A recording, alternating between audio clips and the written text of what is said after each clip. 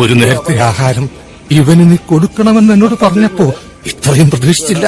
3 പെട്ടിയുടെ കാശ് ആ പട്ടിയിരുന്ന് വെട്ടി വീഴുന്നു.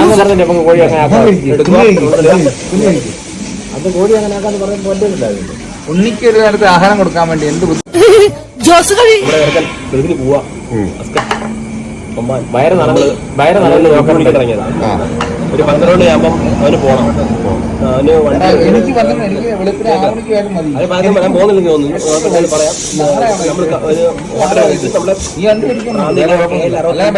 ഹോട്ടലിൽ വന്നിട്ട് നമ്മൾ കഴിക്കാതിരിക്കുകയാണ്.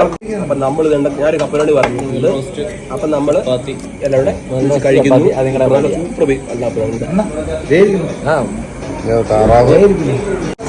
പരിപാടി തുടങ്ങും.